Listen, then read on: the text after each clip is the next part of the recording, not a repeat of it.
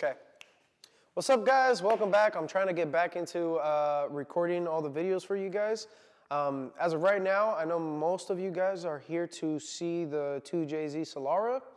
That has been on standby just because I'm sort of waiting for Black Friday so I can buy everything that I need. We are changing up the transmission. We're going to end up going to a BMW transmission, getting rid of the CD09. It just ended up not working. I did 3 different configurations of it. It was just not working. So for right now, that's on standby. As of right now, I am working on my 1999 Ford Ranger that, as you can tell, it has a Ford Raptor conversion kit from McNeil, front and back. And we pulled it in here, pulled out the stock 4.0 V6 motor, and currently what it's getting done is getting a V8 swapped. Still debating whether if I want to go LS or the 5.0 that I have. And as of today, what we're doing is we're installing the long travel kit that is a completely custom long travel kit. As of right now, I'm cutting and lengthening them just so that I can correct the camber, because this Raptor kit is extremely wide, and to try to get the wheels and everything fit perfectly, I had to extend the lower control arms.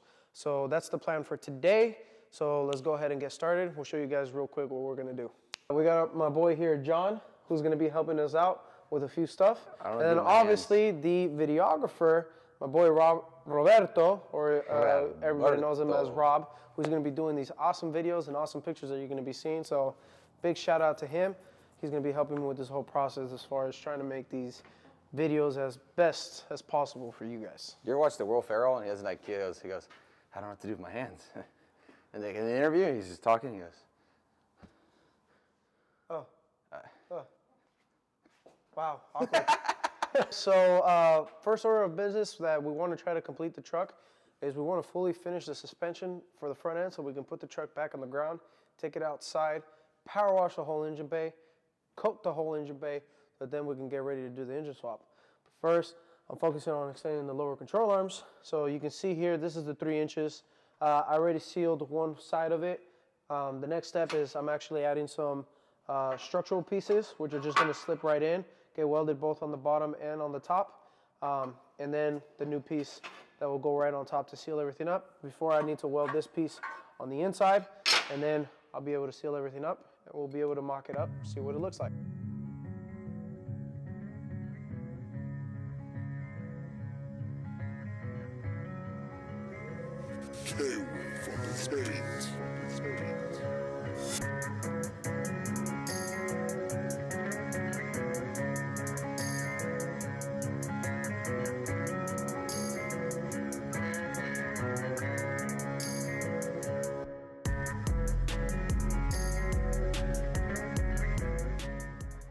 All right, guys, so really quick, just touching bases as far as what we said we were gonna do. So as you can see right here, we went ahead, we added this plate down, welded it right here on top across, as well as fully welded it on the inside, going all the way across. It extends about 2 inches in, as well as on this side. Then the next step is physically shaving this guy down a little bit, so that then we can add this guy on. And once we add this guy back on, we're gonna make that same cut so that then we can follow this weld all the way through, fully connecting in both sides. This is just to reinforce the whole control arm from doing that 3-inch extension that we've done, to make sure that when we do our nice jumps, nothing snaps in half. Bacon. Well, they say that if you're welding right, it sounds like bacon sizzling. that's fucking facts. That's got really hungry. You know what Denny's asked for? Great. Bro, a fucking grand slam right now? Whoa. 2 pancakes, 2 eggs, hash brown, and bacon. Bro, it's done. $12.49. I got. You know the fucking price?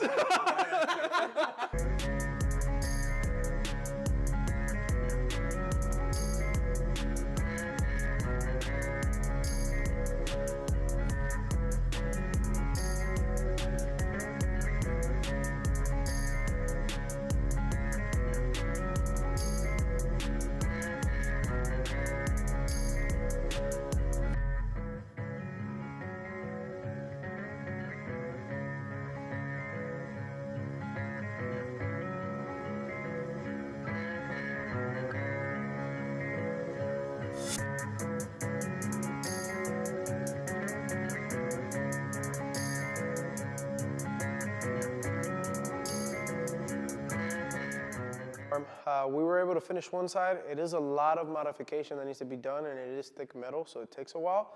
But really quick, just wanted to show you guys a quick, just so you guys can understand exactly why we did what we did.